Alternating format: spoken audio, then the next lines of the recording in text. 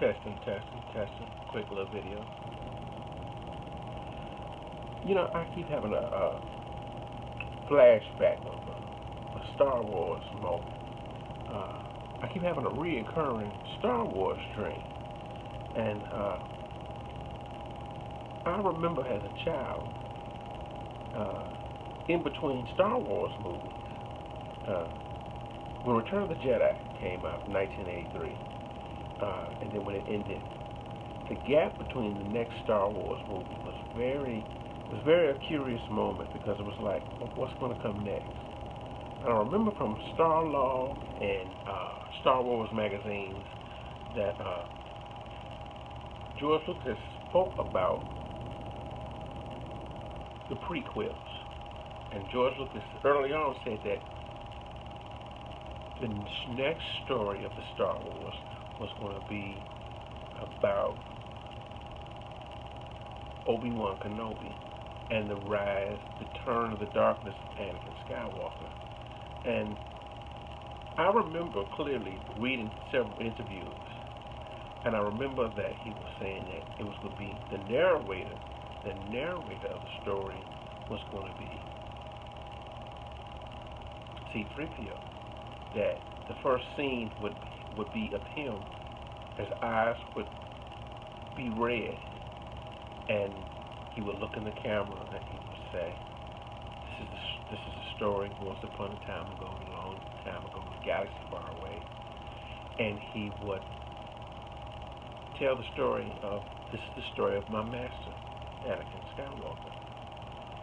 And it would cut to Obi-Wan Kenobi and Anakin Skywalker fighting, and you would see the volcano part, and then the story would tell. And I don't know if it's a mixture of my imagination or from different stories, but lately a lot of presses came out, and it is well known that the prequels was going to be so much a little different. And one of the things was that it was going to be, you know, a little bit older in the teenagers. Obi-Wan Kenobi would be a little bit more older, but Anakin because in Star Wars, Obi-Wan says, your father was a great pilot when I met him. I don't think no one imagined space age go-karts being what he was a pilot of. Nothing against space age go-kart racers, but I really remember, and I remember, it's a weird missed opportunity, but we cannot rewrite the prequels. But that happens when you come up with a creative idea, and then later on, much, much later, you decide to act on it. You change your viewpoint. When people said George Lucas, he was older and had, children, and probably wanted something that, they can all watch together. But I do remember that it was Anakin was in search of wanting more power. No explanation, no backstory. Just created to, the thirst for power. And I remember telling someone that one thing about it, which was clearly in some of the first drafts, but maybe more in my imagination, that it was supposed to be a love triangle between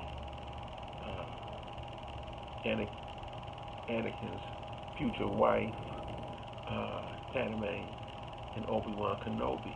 And at the return of the Sith, in the prequel, the last one, when you see them landing on the volcano planet, and he says, "Are you him? Are you there with him? Are you there with him?" You get the vibe like, did he think, did you trust him more than me? But it would have been, to me, it's just, you can't rewrite it. But I love the image of what I first think of the prequels of, the love triangle, and wanting her and to press her to be darker and more larger than life, and the power to bring, life and death. Because if you compete with two Jedi, how would you, and if you combating another Jedi, you can learn as much as another Jedi. But to say, if someone can whisper in your ear, you know, you're going to lose her. You got to be stronger. You got to be better. And the Jedi is not the way. Uh, because if you look at all Star Wars films, uh, Anakin, you know, his main goal seems to be, I mean, he tore down everything that Obi-Wan Kenobi stood for. You know, Obi-Wan, even in the prequels, you met him, you come, you know, with the Jedi teachings, you think I have the power to it. You know, I'm powerful enough to be a Jedi as well.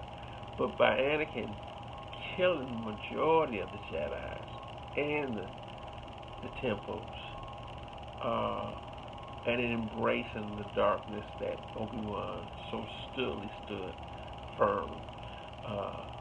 And Obi-Wan was banished. He had to hide because it was the rise of the Empire. I mean, Anakin, it was almost personal. Okay, I needed to please the Emperor, but it's also a personal turn of, you know, I'm taking everything away from Obi-Wan Kenobi.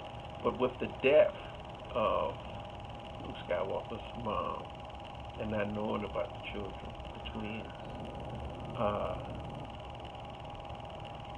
you know, years later, Luke this is the path you could have taken if you could have held on faith. You know, he could have been a father to, you know, to Luke and Leia. But one of the things that I'm also realizing, though, that I've seen snippets of trailers, and there's snippets of C-3PO with the red eyes, and they say that in the next Star Wars, it's just rumors that's out there. But one of the things is that